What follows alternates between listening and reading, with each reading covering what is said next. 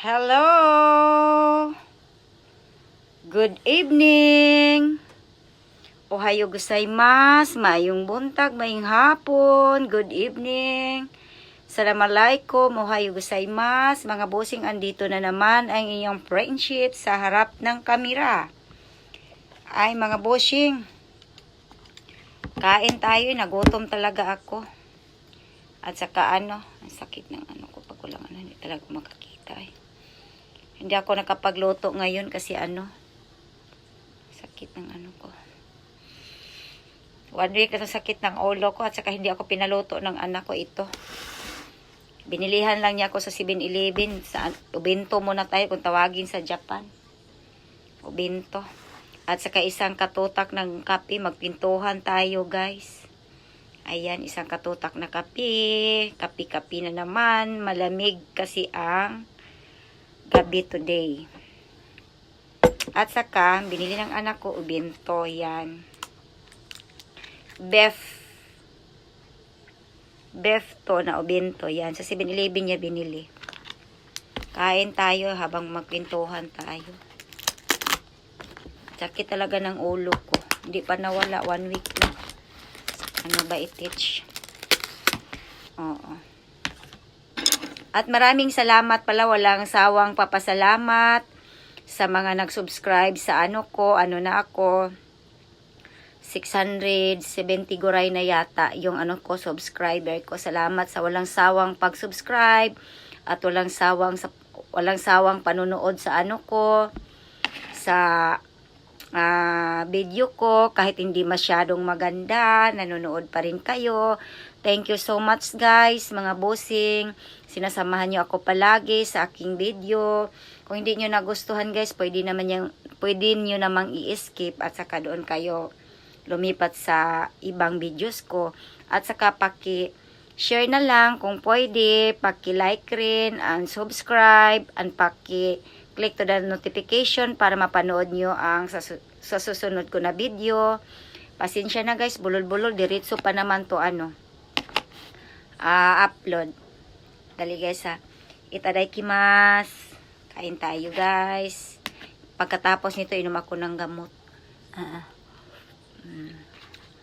Beef.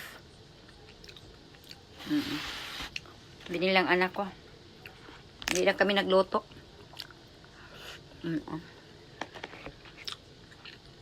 Sarap naman. Pero himala lang ako kumain ng lutong iba. Nagluluto talaga ako. Mahilig ko magluto. Yan. Kain tayo eh.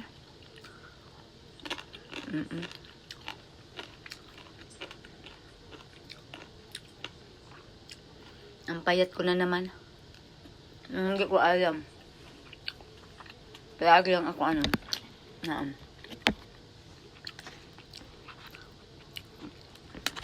palakain naman ako. Siguro sa ulo ko to. Buhay pa yung kapatid ko guys. Yung bunso kong kapatid. Siya ang pagsabihan ko pag masakit yung ulo ko. Sinsya na, kumakain ako, nagsasalita ako. Sabihin niya yan. Baka nabinat ka. Inom ka ng dyan. Gamot or nagpapadala pa sa akin ng yun. Yung dahon ng salabat. Mabait yung kapatid ko yun nga. Pag nasakit yung mata ko, ulo ko, sabihan ko yun. Kasi pangalan noon Dodo. Siya lang kasi ang nakakaalam sa mga ko ba. Nagdalaga ako nung pumunta ako dito ng Japan. Hanggang nag-asawa ako. Hanggang naghiwalay ako sa asawa ko. Siya lang talagang pinagsabihan ko. Hanggang nabuntis ako, hanggang nanganak ako, hanggang yung anak ko marunong magsalita ng Pilipino kutuba. Kasi siya nagtuturo. Pag pumasok ako ng gabi, yung anak ko lang ang niyawan sa bahay. Ang computer ko, bukas yan.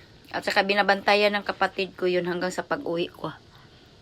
Nagbabantay siya sa computer lang. Pinapatulog niya yung anak ko, pero nasa computer lang yun. Mimiss ko to yung kapatid ko. Ayan. Kinuha siya ng maaga eh. Kung may mga problema ako, problema namin sa pamilya ko, may problema rin ako ng mga kapatid ko sa Pilipinas, nangangailangan siya rin magsabi sa akin. Bigyan mo naman ng tulong si ganun-ganun kasi nasa ospital. Ganun yun, mabait yun.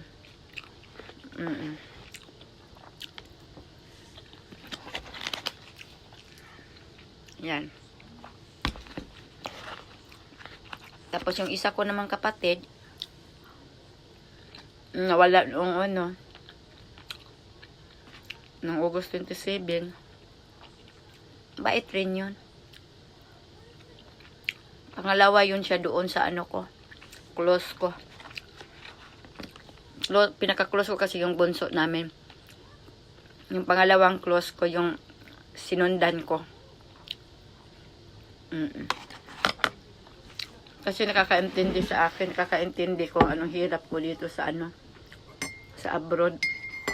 Kasi mga kapatid ko man nakakaintindi naman, pero sila talaga ang sabihan ko ng ganon. Kape muna ako guys ha. Tapos hindi rin yun mangsamantala sa akin. Yung mga kapatid ko yan, hindi. Lahat naman sila, hindi naman. Pero sila talaga, alam nila yung ano talaga sa abroad, yung buhay mahirap. Kasi sinasabi ko rin. Kasi hindi naman porket andito tayo sa abroad may pira tayo. No. Hindi tayo magkakapira. Kahit andito tayo sa abroad, kung wala tayong diskarte sa buhay, hindi tayo magkakapira. Kung hindi tayo magtrabaho, hindi tayo magkapira, wala tayong kainin. Sinasabi nilang sarap ang buhay ng nasa ibang bansa. No, yan ang pinakamahirap. Ako, ang tagal-tagal ko na dito sa Japan, how many years na? Talagang hindi masarap. Masarap kasama mo ang pamilya. Pero pag iniisip mo masarap kasama ang pamilya mo, oo nga, masarap kasama ang pamilya. Wala naman tayong kainin. Edi, magtiis na lang tayo dito sa malayo. Kahit mahirap, at least may trabaho ka. Papasalamat ka pa rin sa Panginoon na andito ka. Kasi kahit naman sabihin nating mahirap ang trabaho. Hindi naman mahirap ang trabaho. Yung yung stress, yung doon na rin yung stress, may under stress ka pa sa trabaho, sa pamilya mo. Pero, pag magtrabaho ka, may pira ka. Pero pag hindi ka magtrabaho, walang pira. Kagaya ko dito. Nagtatrabaho ako, o may sahod ako. Marami naman akong bayaran dito. Kasi may mga dyan, bayad ng tax, bahay, ilaw, ganun-ganun, pagkain, lahat bayaran. Hindi naman dito mas maganda pa nga tirahan ang Pilipinas kung meron lang ka lang talagang trabaho. Excuse me. Kung wala naman, dito na magtiis ka na lang. Hindi masarap na nasa abroad ka. Ang sinasabi nila, ay mayaman yan kasi nasa abroad. No, hindi lahat nasa abroad na mayaman. Hindi lahat na nasa abroad na mayaman. Hindi lahat na nasa abroad na masaya. Andoon na rin yung stress, andoon na rin yung pangungulilam mo sa pamilya mo, andoon na rin yung kahit may lagnat ka, kahit ayaw mong pumasok, wala kang karapatan na hindi pumasok sa trabaho kasi nga, pag magpahinga ka, mamaynosa na yung sahod mo. Hindi na yung mo doon. Sayang din yun. Ako, kahit may lagnat ako guys, pumapasok talaga ako sa trabaho. Promise. Hinayang ako. Okay guys, matapos na to ha. Thank you sa lahat sa nanonood dyan. Shout out sa lahat na nag-subscribe sa akin. Maraming salamat sa inyong lahat na subscribe kayo. Na wala kayong sawang nanonood sa videos ko or sa pag-like, pag-click the button. Salamat guys, mga bossing, mga bishi, mga bonita.